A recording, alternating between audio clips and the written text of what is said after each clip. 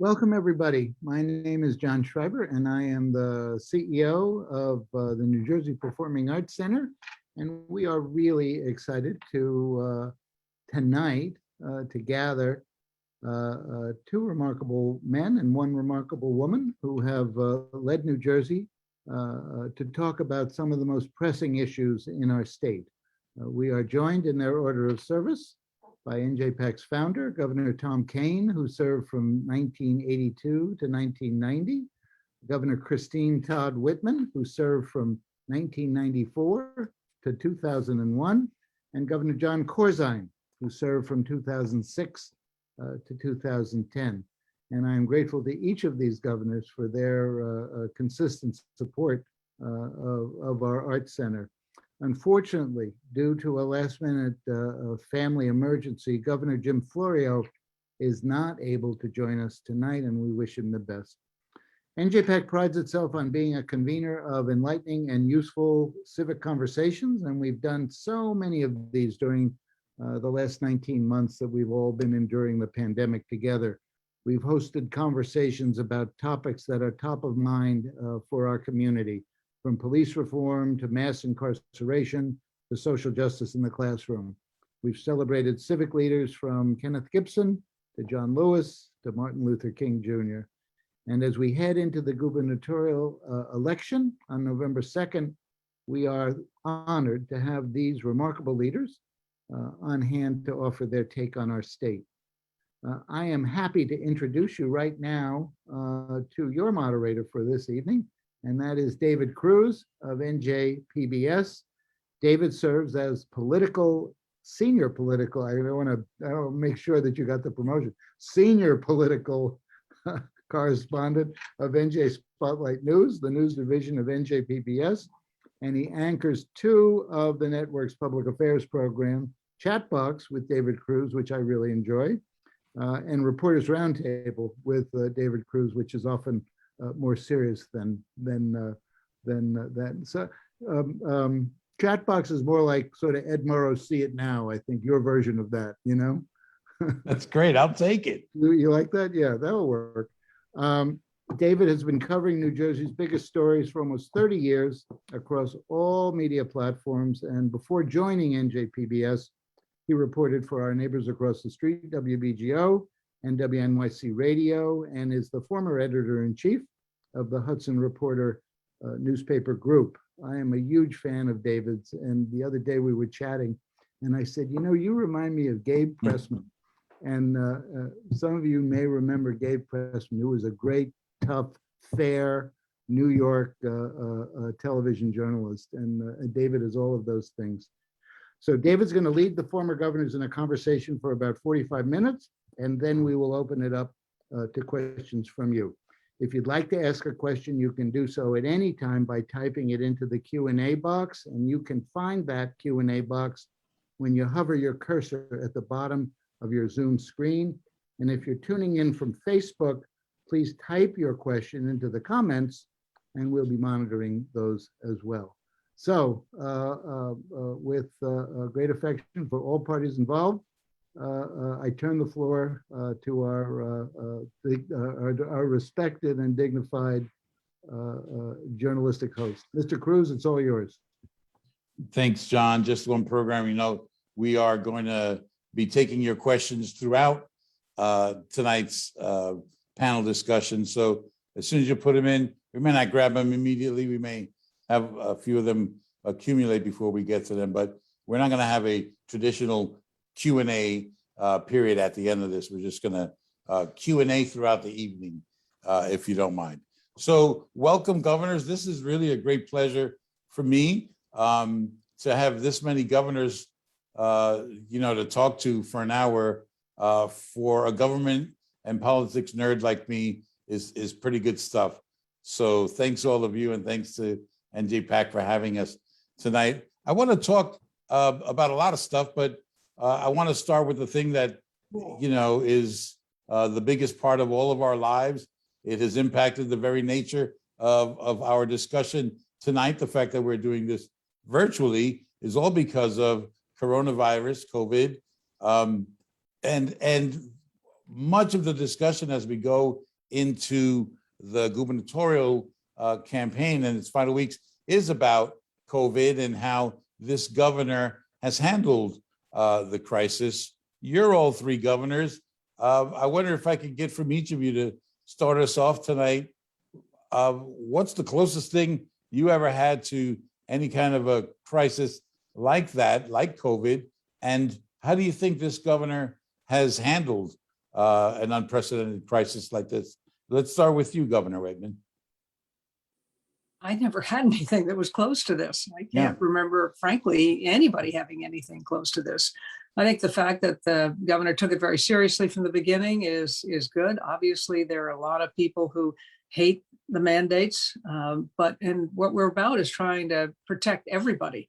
And so I am supportive of masks. I am supportive of the fact that we had this time when we had to quarantine from one another. But the real tragedy here is the loss of small business, besides the loss of lives that happened, but is the loss of small business. And when you go to our communities, because we are a state of small business, to see the ones that just haven't been able to reopen. And then of course we've had one or two, I would say, climate-related events that have also made it difficult. So it's been a tough year. But in general, the fact that this was taken seriously in this state pretty quickly was a good thing and is helping us get over this. But we're not over it yet, and it's still not in the rearview mirror yet. Jon Corzine, of course, hindsight is 2020. Looking at what the governor's done throughout this crisis, would you have done anything differently? And can you remember a crisis that even came close to this during your administration? Well, first of all, to the last question, I don't really believe I faced a health crisis that was anywhere near comparable. And actually, since 1918 or 1917, I don't think leaders in the political environment have had to do that. We did have the H1N1 virus that was it was small by comparison. We did a lot of pulling together of the various health officials and people from Washington and tried to be prepared if it expanded. Fortunately, it did not, and it got under control relatively quickly. I give the governor high marks for what he has done. I don't think anyone really knew how to deal with every aspect of this. And so it's easy to look back and say, I could have done this or I could have done that. And I'm sure there's plenty of discussion about that. But we have one of the highest vaccination rates in the country. We went to mask mandates early. I really think that the governor has done an excellent job, and I think that the public recognizes that and gives him good marks on it. And if I had any argument whatsoever, I'd be a little tougher on mandates.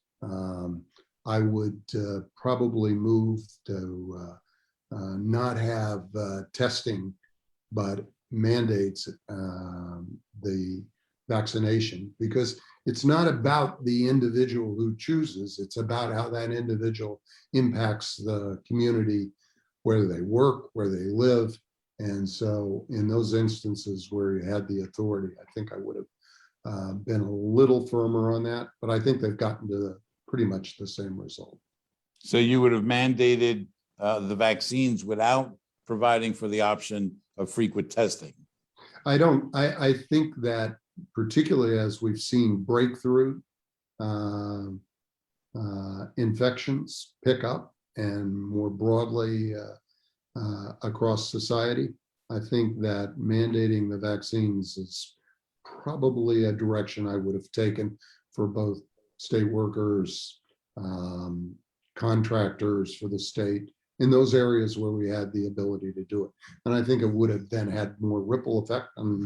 But I think that the governor was pretty out there early on, and I give him a lot of credit. Governor Kean, global pandemic in the first year of your administration. What governor wouldn't want a challenge like that? Well, I don't think anyone would want a challenge like that. Look, it's probably the greatest crisis any state has faced, and all 50 states in this country have faced it. They've all done it somewhat differently. Interestingly enough, Eagleton Institute is doing a study right now of all the states and how they handled it, and we're going to learn from that. Look, I think this governor did a decent job. He made some mistakes, nursing homes, a few other things. So did every governor. But the important thing now is we're going to learn from it, because this is coming again. Dr. Fauci and everybody else says, this isn't the last one. We're going to have other pandemics, whether it's next year or 10 years from now or 50 years from now. We don't know. We're going to have it. And if we cannot afford to make the same mistakes again, we've got to have much more of a national response when it happens again, much more leadership from the federal level. And that's, to me, the question. By the way, we had some crises in my administration, nothing like this. But they had to close all the beaches because of the poison in the water at one point. And that was a little bit of a crisis, but nothing like this. But the question now is, we must learn from it. It'll happen again. When it happens again, we got to be better at it. Yeah, and are we in an environment, socially, politically, culturally, that makes it even more difficult? And I'm thinking right now about vaccine aversion and the misinformation and the disinformation that has so dominated the news, and I use air quotes there, over the past year and a half. I mean, it makes the times when you three were governor seem old-timey. The environment is so different today, right? Any of you can take that. No, that's right on. I mean, it is totally different today, and it's mind-boggling to me, some of the reasoning behind those who don't want to take the vaccine, the belief in some of these conspiracy theories that are just way out there. And you try to find some language that helps people understand this isn't, as Governor Corzine said, it's not about you. It's about the rest of the community. It's about all of us trying to get to the point where we can open things again, and you can have people together and not have to always be masked. And, part of the problem is that this wasn't taken seriously at the federal level to begin with. And there were a lot of conflicting messages that were sent out constantly. And then, of course, you have the issue that what science is doing what we want science to do, which is to learn. And they're learning as we go along. So you do get conflicting messages. You do get, as they learn, they come out with different protocols. That's as it should be. But for people who are already predisposed to think there's some kind of, we're being injected with something that means that they can track you, which that's what some of the people think. It helps them feel comfortable in their conspiracy theories. It helps reinforce those conspiracy theories. And so we got behind the 8 ball early on when this wasn't taken seriously at the federal level and explained as, we're going to be learning as we go along here, but here's what we know today. So this is what we have to do today.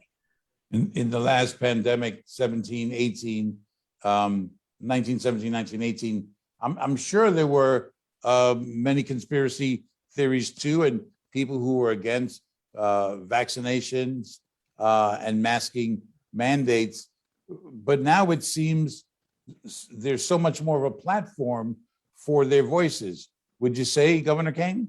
Yeah, David, you're touching on a problem that may, if anything, even be bigger than the pandemic. Because, when I started out, we had a guy called Walter Cronkite. You listen to him, almost everybody listened to Walter Cronkite in the evening. Mm-hmm. What he said, you believed. And the democracy went on based on the facts that he gave you. A few other newscasters too, but that was in general. People trusted what they heard, and that was it. That's not true anymore.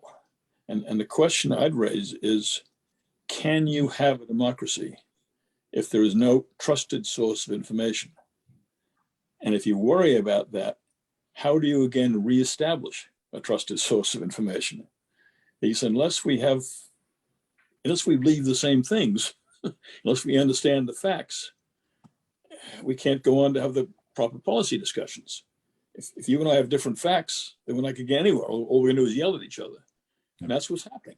That's part of the lack of civility, which we're all suffering from, which extends not only in government, but right into local areas and right into families. It's a difficult time. And that's I think, if anything, a bigger problem than COVID, and something we got to try to tackle as a democracy. Governor Whitman touched on this a little bit when we talked about the lockdowns and mandates and so on. Its impact on business. And one of the things that the governor, the current governor, who gets high marks, by the way, in general, in most polls for his handling of the pandemic, what he doesn't get great grades on is its impact on the economy and jobs and so on. It seems like we are in a turning point, I think, in how we are seeing jobs and people who are potential employees. Would you say, Governor Corzine, that this crisis of companies not being able to hire people, does it represent some kind of shift in our economy coming out of COVID? Well, there's a couple of aspects of this. First of all, the service economy, restaurants, places where people gather, have had very real difficulty in getting people to want to work in those environments. And that I think is understandable, because they won't have full knowledge about the people they're serving, who they're working with. And I think that's a problem not just in New Jersey, it's across the country. And we've seen a huge amount of job openings across the economy go unfilled, most in the service sector. In the manufacturing sector, there's been much greater take-up of employment. I think the issue there is addressing COVID in a way that people have confidence that the level of spread is not broad. And that gets back to vaccinations. It's one of the reasons that I feel pretty strongly about mandates. I think you would end up having people participating more. The second thing is that I think that we've seen a sharp fall off in women in the workplace, because there is such an obligation to take care of family.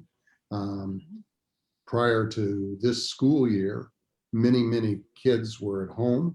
And I think that has really undermined the business environment. And so the sooner we get to dealing with the overall vaccination issue, the confidence level builds up, then I think we'll see that employment level come back. We're a service economy in New Jersey for a very large degree. And I think that's why we see a little bit of lag in our employment relative to other parts of the country. Which affects our current economy in terms of not getting the jobs back that we lost, but also impacts our ability to grow this economy, to create new jobs, innovate, et cetera. Do any of you, I'll start with you, Governor Kean, and then Governor Whitman, could maybe talk about where in the state's economy you expect to see any kind of growth in terms of job creation over the next 5, 10, 15 years. Where do we go? Do we have to rely on our tourist industry, or are there other sectors that will be powerful parts of the state's economy? Governor Kean? Yeah, look, first of all, I'll say, in addition to what you're talking about, you haven't mentioned yet the impact on the children in the schools, which is going to be a problem for years to come. Those kids got way behind, and it's going to take them a long time, if ever, to catch up. But to answer your question directly, we have a problem anyway attracting jobs in New Jersey. Our taxes are too high, the cost of living is too high, and we have the lowest rated business environment in the country. Those are three big negatives to set out with, if we're even talking about the effects of the pandemic. So we've got to look, I think, even deeper than the pandemic, and look at what you have to do to create jobs. And I think we have to do things very differently than we've done them in the past, or otherwise I think we're going to suffer, particularly in comparison to Connecticut, Pennsylvania, and the states around us. And that's our competition. I can't petition. We can't compete against the right to work states in the South. We have to compete against Connecticut, Massachusetts, Pennsylvania, those states. And I don't think we're set up right now to do that very well. That's a bit of a pessimistic view. Governor Whitman, can you shed some sunshine on the view? I'd like to be a little less pessimistic because we have such a good workforce here in New Jersey, and our education system is so strong, and it still is, that we can produce the workers for the new jobs. And there's just been an announcement of a major investment in wind farms coming into the state that will create lots of jobs. But I think probably we're going to see, we've been the medicine chest of the world for a long time. We're going to see more of those come back. Those jobs come back when people can actually get into the labs and start to do the work. But innovation is going to be what people are looking for in the future. That's technology is where you're going to see a lot of investment. And, people are moving out of Silicon Valley. Yes, the Governor Kean is right. We do have high taxes, and that is a disincentive, but we've got so much else, but that's what's driving people out of Silicon Valley now. So there's an opportunity to become more competitive. You can do it creatively. And I hope that that's what we start to focus on to bring them back. And I do see some of the small businesses coming back, some of the service industry, as soon as Governor Corzine said, if we can get this mandate, if we can really get serious about the vaccine, we're going to see more people start to come back and feel more comfortable. And the restaurants that I've been to try to support local restaurateurs have been, pretty well. They're doing all right. They're struggling. They're not where they want to be, but they're getting back. They see growth. And that's the most important thing. They see some light at the end of the tunnel, but we're still a long way from being as competitive as we need to be with the surrounding states. But there is a real change, and that's a lot of people I talk to say, we're not going back.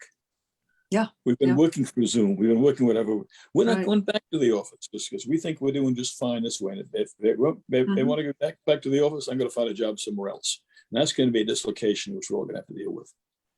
But That changed if I might a add, lot of that stuff. actually may be an advantage for New Jersey because a lot of the people who work in New York City are now spending part of their time working from their own homes or locations that surround New York City, obviously New Jersey being one of those.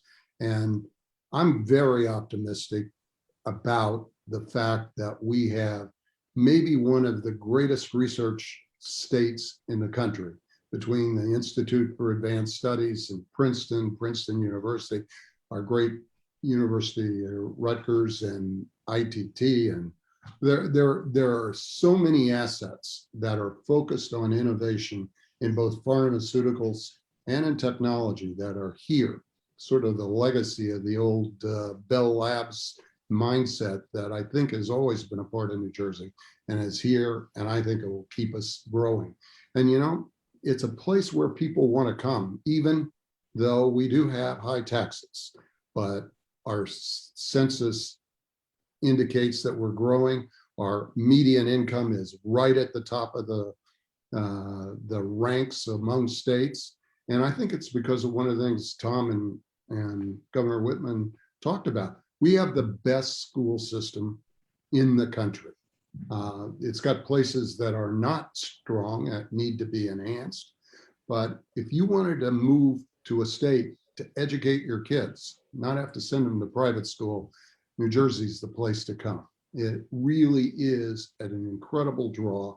And I think that's going to sustain itself over a period of time. So I'm pretty optimistic. And then some of the jobs that might come from a bipartisan infrastructure passage in Washington, supported by state investments, I think also will create jobs for some of the non-college educated folks in a way that could be very, very positive going forward.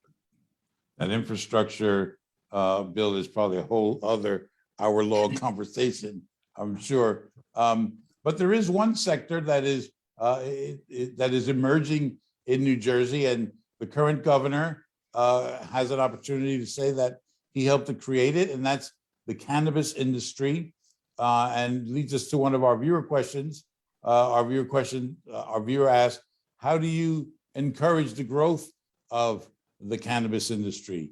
This is an industry that is unlike any other in that its main purpose, at least from the governor's point of view, is to create an avenue for social justice.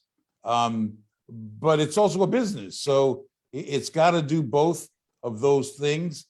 Any of you have a suggestion before we get too far into the weed industry, what the state might want to do either on the regulatory level or any other kind of level to help encourage both a new industry, but also the social justice aspect sides of that industry as well? That could be any of you. Let me start, since I signed the bill on the last day I was in office to authorize medical marijuana as a treatment, which I've always believed was sensible. And we all know that there's a disparity in treatment of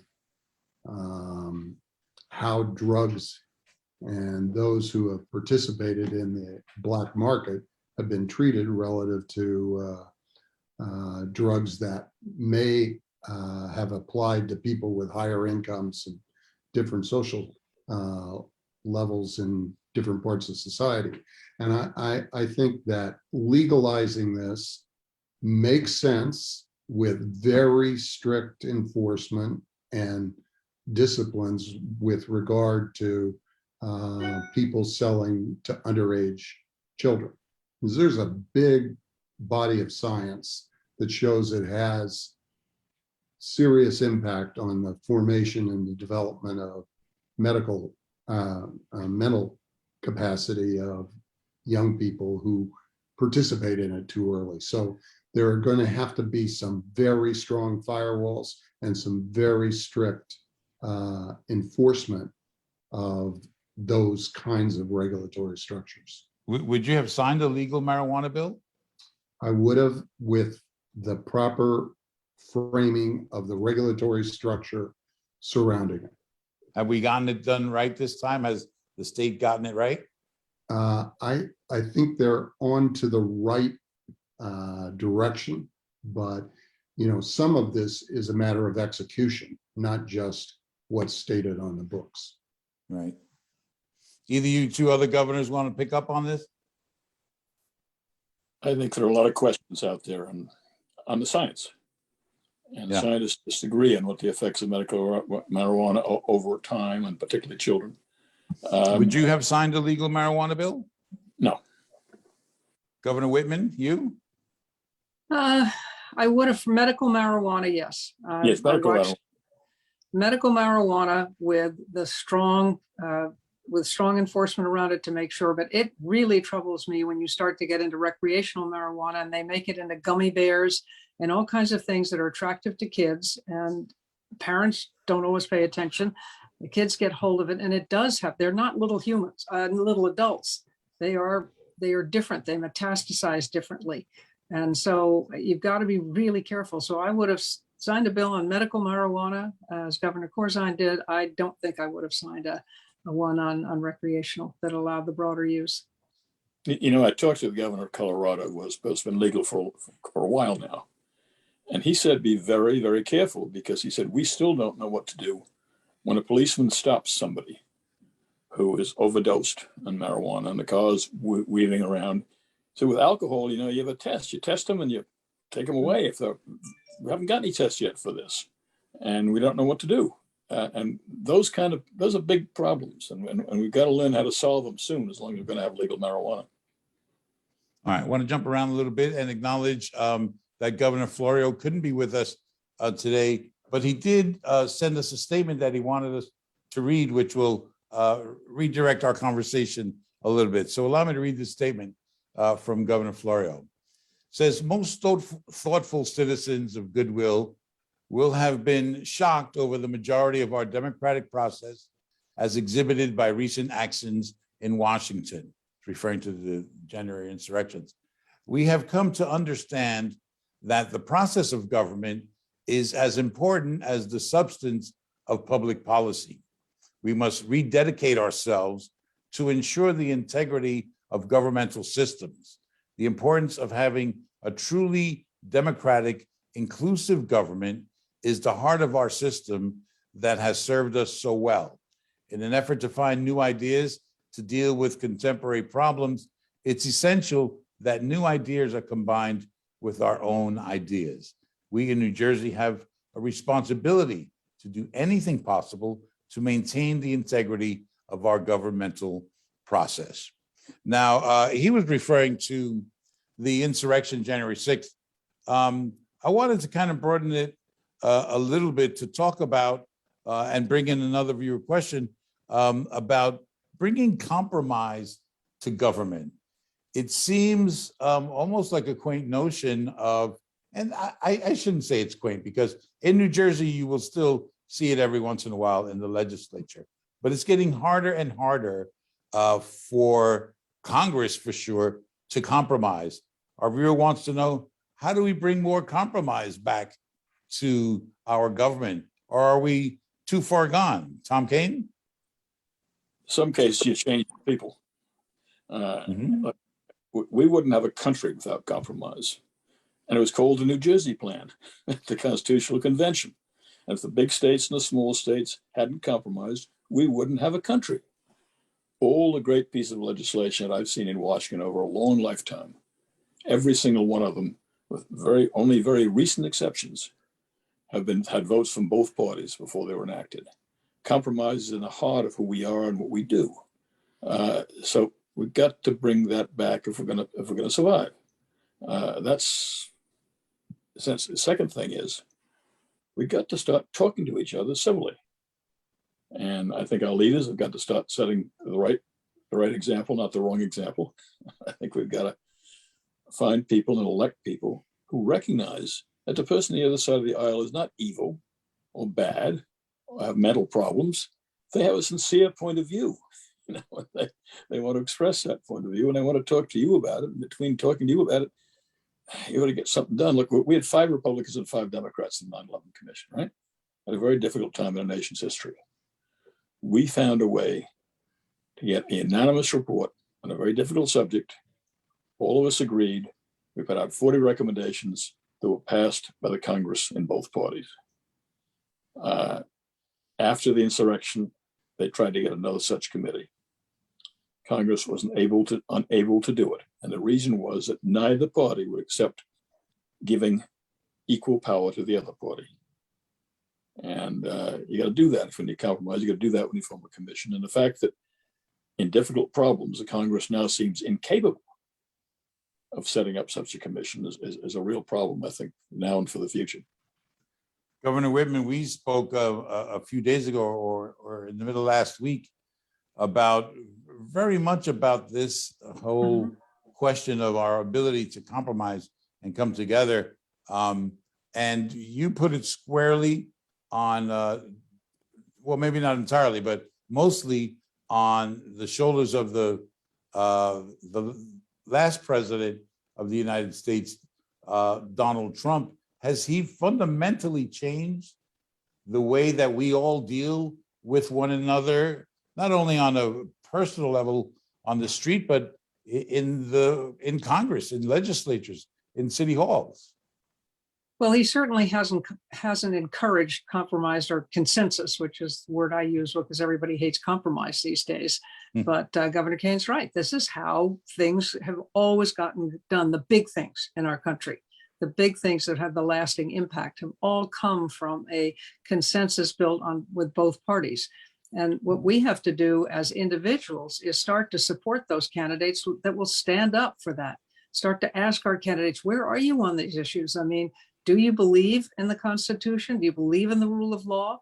Are you willing to work with the other side? Where are you on these kinds of issues? And when you find them, support them.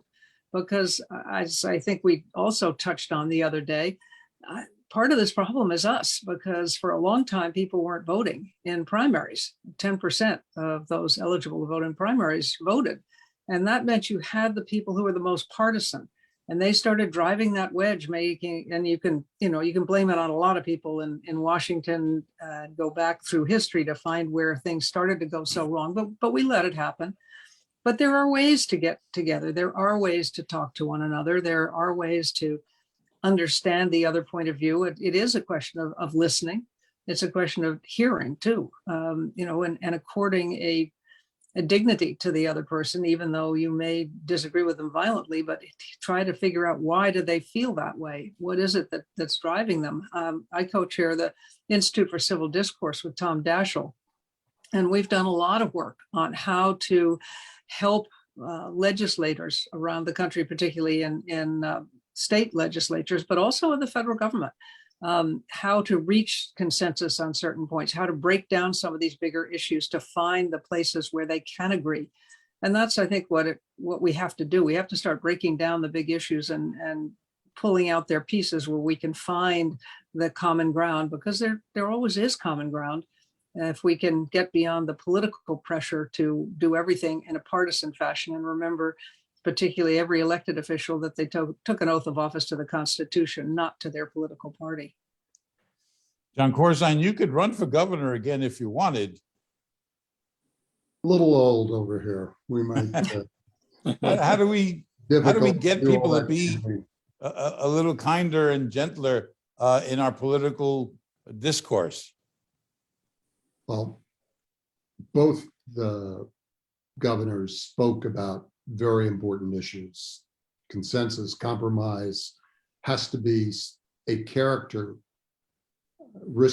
of the people that we elect if we want to change. We really do. And instead of having people who are made for prime time on cable television as advocates for a position, we need people who are willing to spend the time to do the work to find common ground. Second thing is, and it goes back to something that I think Governor Kean said earlier at another point, maybe the greatest difficulty we have right now is very difficult to have the truth established where people accept a common view of what the answers are. And again, I think there is plenty of work that needs to be done in a format of dealing with our social media outlets, which can promote conspiracy theories about vaccines, conspiracy theories about elections. And unfortunately, there are people who try to take advantage of that in the electoral politics. I just think we need to have a real step back, and there is bipartisan view that needs to be done about how our media is presenting facts. And I think there's a debate, even as we talk today, about how there may have been discriminatory efforts or discriminatory actions taken by one of our largest social media companies with regard to politicians. And that's two-sided, by the way. That's not just Republicans being prejudiced or Democrats. I don't think we're getting the facts out, and that's a real problem, and it needs to be addressed and thought through in a much more aggressive way than it is. And actually, that to me is a very interesting point, because what the whistleblower brought out relative to Facebook was the fact that they had the ability to, they had an algorithm that told them when people were being excited by the facts that are out there or the messages that we're putting out. It gives them, it seems to me, a pathway to put some guardrails around what's going on without hampering freedom of speech. Because when you have that kind of an algorithm, it tells you what they know and how they knew it. And so then it makes it easier to try to tap down some of this when you see these clearly these things being put out have no basis in fact, and you know that they can actually take some actions along those lines. And nobody got off Facebook because of that. I mean, that's the problem. No, Facebook acted in almost, you might say, an evil way in that fact. But I want to say one other thing. I had dinner a few years ago with former Vice President Mondale. And he said, I don't know how they get anything done now in the Congress. And I said, why? And he said, because when I was in the Senate, we had a group that we always went to when we were in trouble on a tough, difficult piece of legislation. They used to call them Rockefeller Republicans. And there were about 10 to 15 of them in the Senate in those days. And then there were some blue dog Democrats like Sam Nunn. There were people in the Senate who were Democratic Party. And around these people who were moderates in a sense, in terms of the overall body, they made all the compromises. And Mondale told me, he said, that's the great political book that still has to be written about the contribution those people made over those years. Now, I think we've got 2 left in the Democratic Party, maybe 2, 3 left in the Republican Party in the Senate. They're gone. Those people you make, and the primary system so works now that one party elects mostly people way to the right, the other party elects people way to the left, and without the center, it's very hard to get anything done, at least historically so. So I think I wish people would look at candidates and see who's in the sensible middle in both parties. There's no money in it, though. I mean, the independent expenditures, they're not looking to finance a nuance. Yeah. And if you should look at who's getting most of those independent expenditures, and you should vote the other way. Yeah.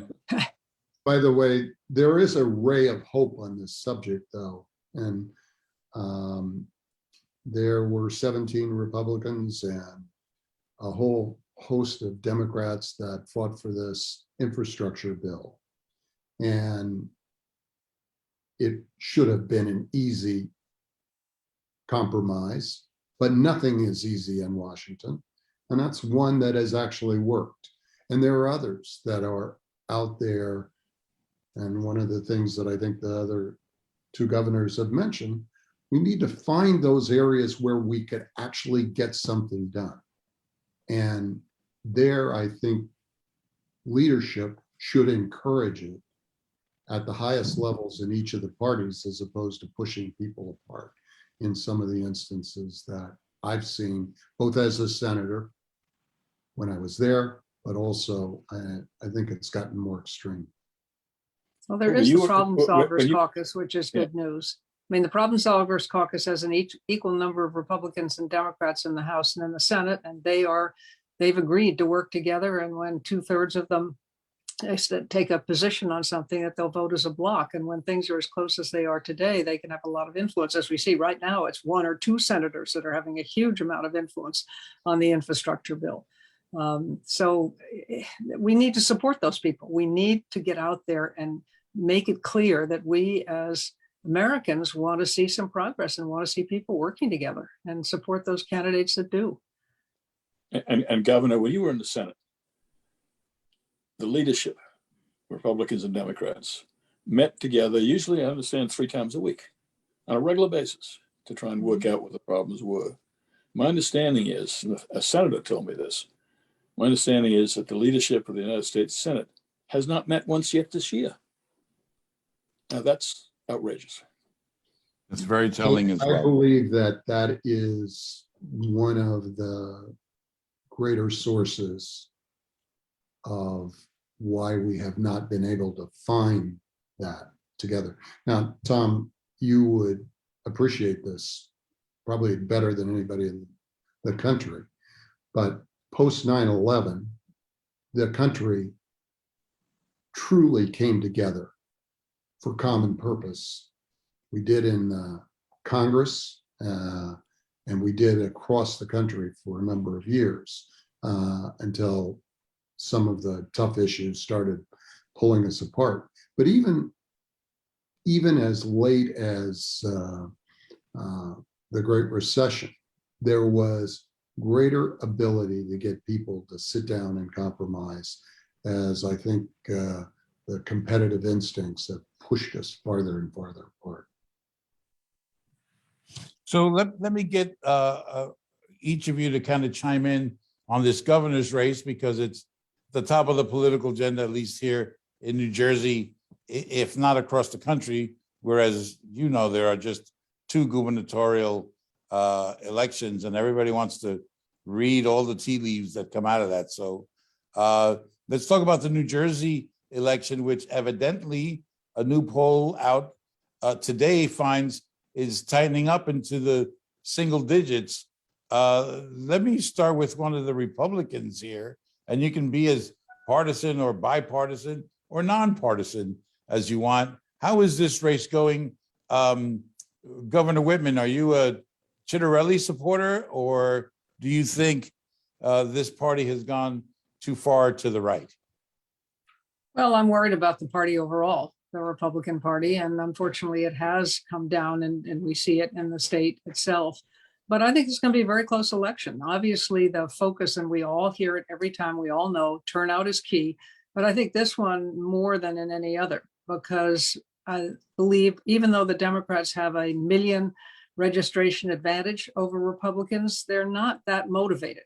And if they don't get out to vote, certainly the Republican ticket's been working hard to get the base, as it's defined these days, out and to support them. And that's what they're counting on. And I think that's what you've seen in the tightening up of these numbers. But numbers go back and forth. And I'm not anybody who's going to make a prediction. I know how close, how off the numbers can be in the polls. Yeah. And so I've been there, done that, as it were. So I'm not even going to try to handicap it. But I do think it will be a lot closer than the 16 points that people were looking for at the beginning. I don't think that's going to happen. How do you think Jack Chitterelli has done with his campaign?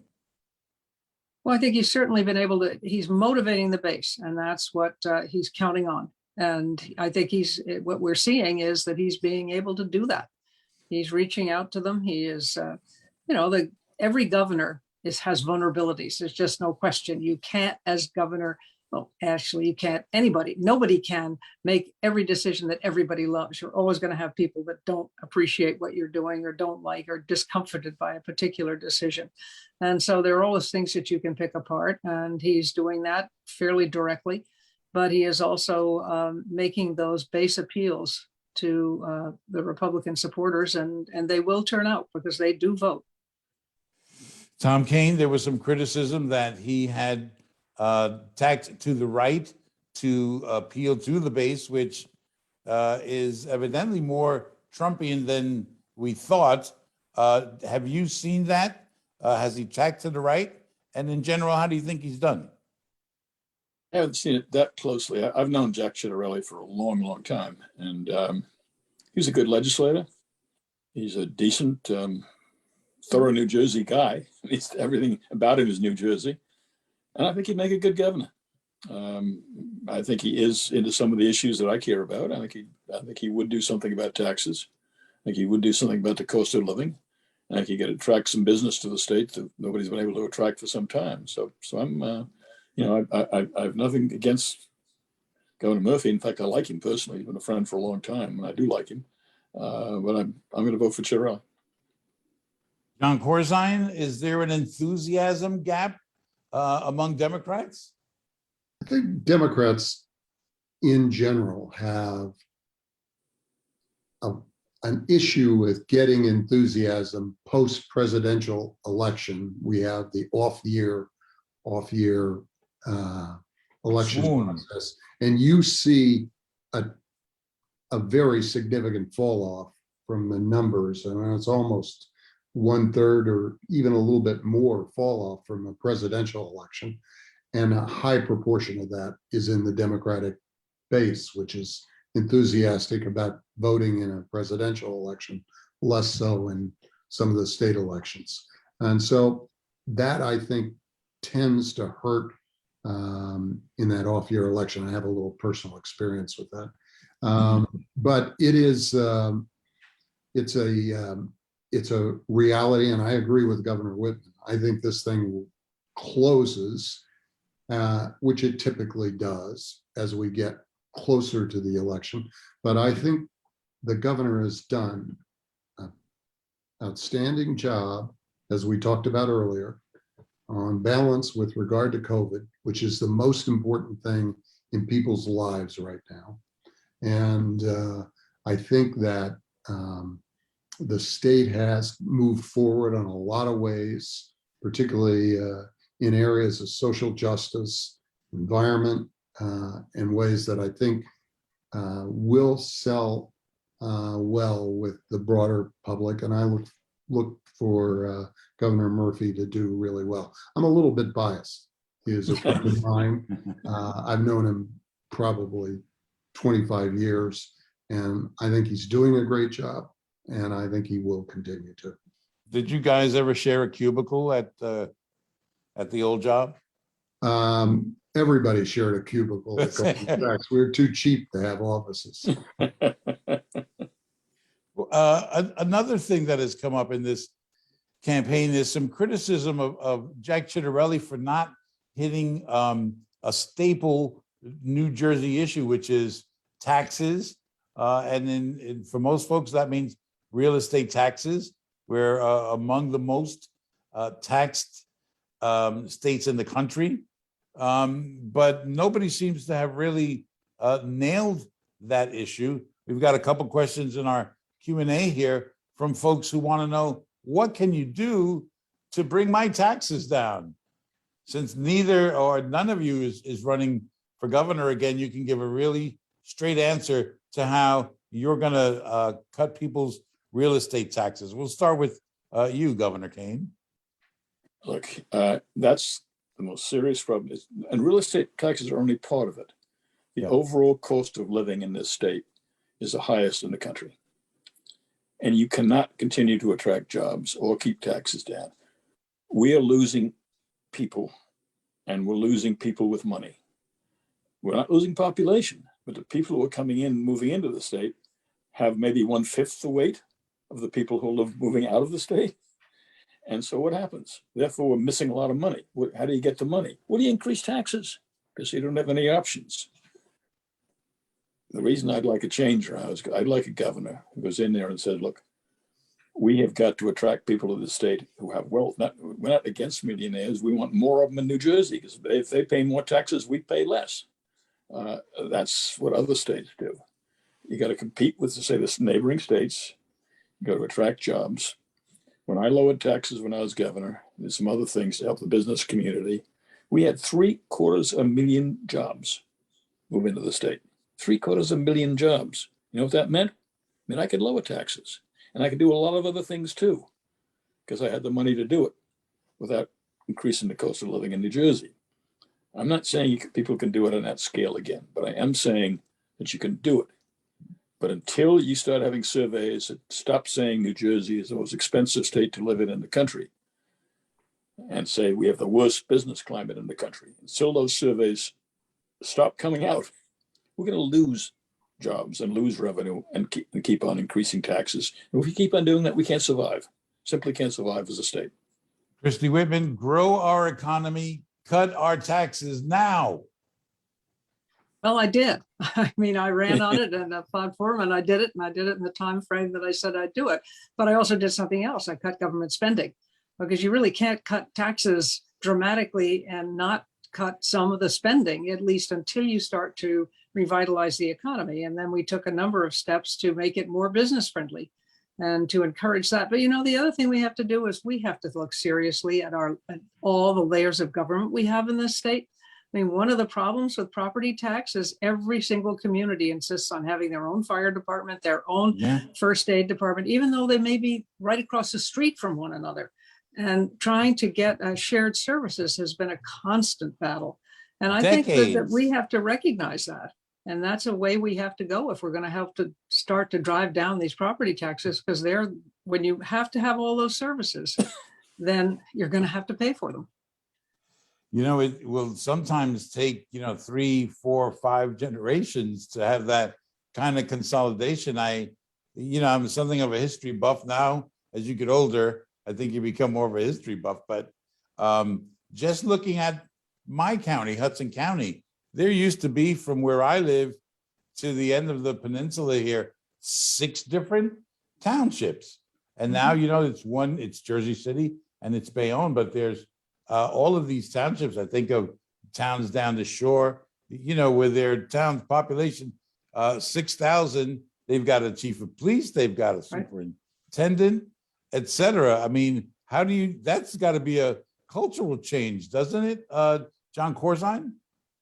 Absolutely. I had one success, and this was an emphasis all along, and I totally agree with what Governor Whitman said. The fundamental cost of government in New Jersey is multiples of what it would have to be if we consolidated. Economies of scale is a very simple economic premise that people accept. But we got Princeton Township and the city of Princeton to actually consolidate. One was it was a donut hole, and there are towns in New Jersey that have 50 people and then have municipal services. Teterboro being one of the ones that people can identify with. I don't know whether it's 50 people or 150, but it is not rational how fragmented we are. There are other issues, and some of the spending we have to do now is making up for things that we didn't always do, including in my administration. Put enough money into the pension system to make sure that we lived up to the obligations that we signed off on over the years.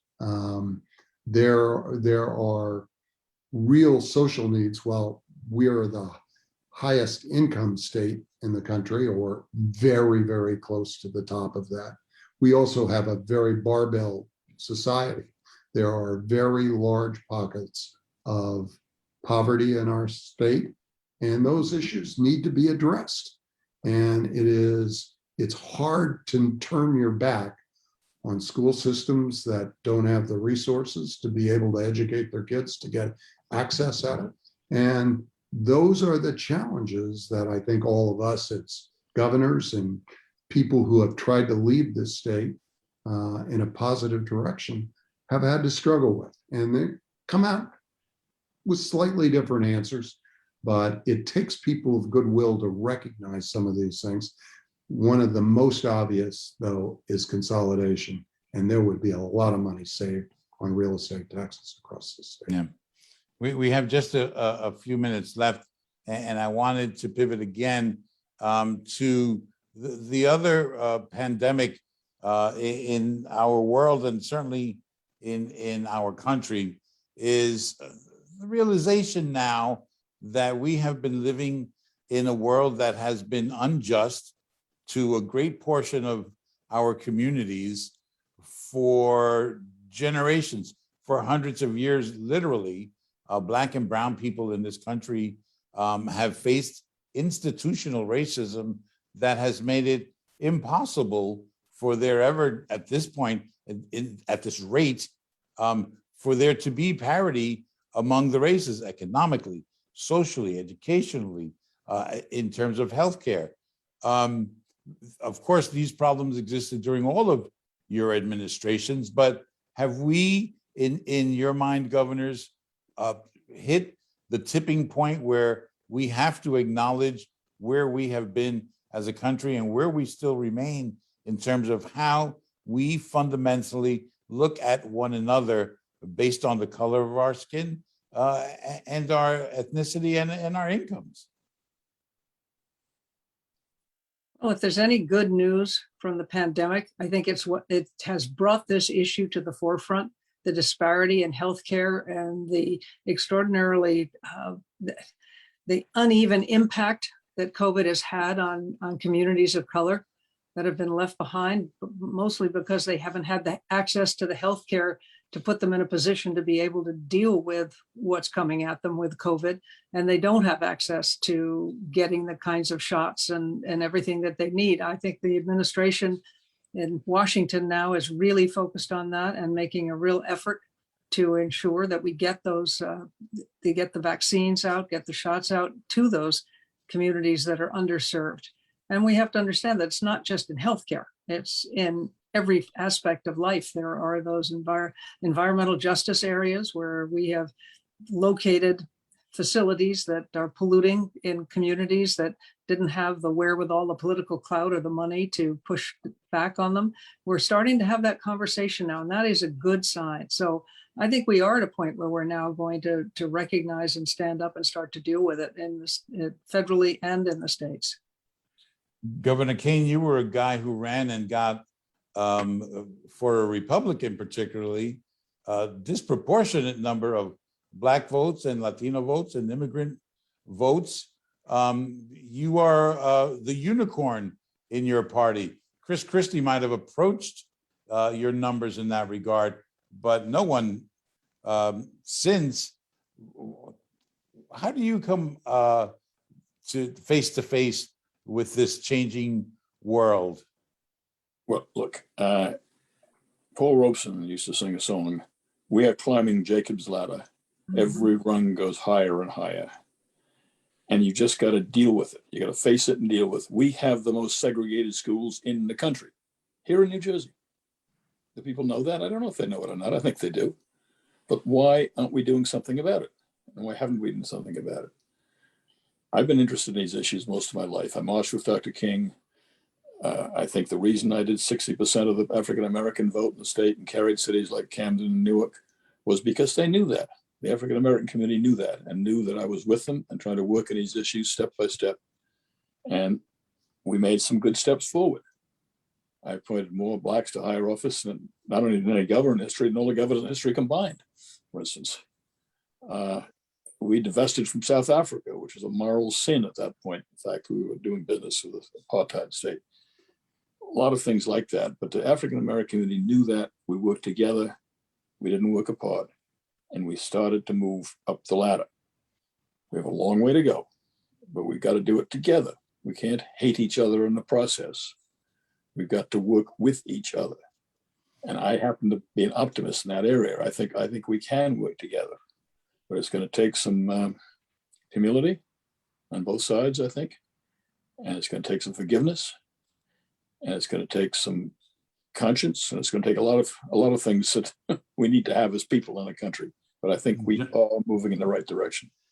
Jon Corzine, given our previous discussion about how polarized we are and how much disinformation competes with actual information and how much hate and division is being promoted for profit by social media outlets, do you have the same kind of hopeful feelings that Governor Kean just expressed?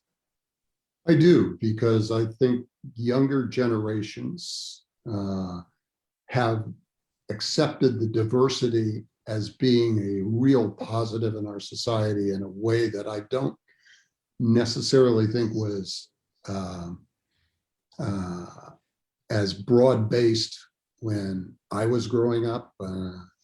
And I think our society is opening up in ways that I think are spectacularly good.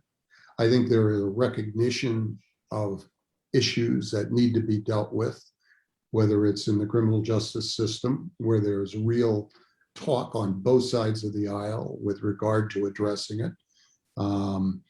And I think we as a state, while imperfect in this, in addressing this issue, if you look at the rates of incarceration from 2005 on down, we've almost halved the number of people that are incarcerated. And Democratic and Republican administrations, and I give my successor good credit on bail reform, but there are a lot of things that have happened that are opening up the process, access, and I think we're dealing with some of those social injustices. When I became governor, we were under a consent decree for racial profiling on the turnpike. And we took all kinds of steps, including body cameras in cars, and you have to take those. And as Governor Kean said, it's a step-by-step process. I think we have to pick up the pace. And it's not perfect, as Governor Whitman said. The disparities in healthcare are they're egregious, and they're egregious in our school system as well. And we have lots of work still to do to get to the fair and equal access opportunity society that this state and this country should demand. All right, let's leave it there. We wanted to go about an hour. We've gone just a little bit over. I want to thank John Schreiber and NJ Pack for having us in for what I think was a very interesting and spirited conversation. Want to thank number 48, Tom Kean Sr., number 50, Christy Whitman, and number 54, Jon Corzine. Thanks to all of you governors. Good to see you all, and thanks for taking some time with us tonight. And thanks all of you for watching. I don't know how many there are of you out there, but we appreciate your time, and thanks for hanging out with us tonight. I'm David Cruz. Thanks and good night. Good night, Good everyone. night. Good night.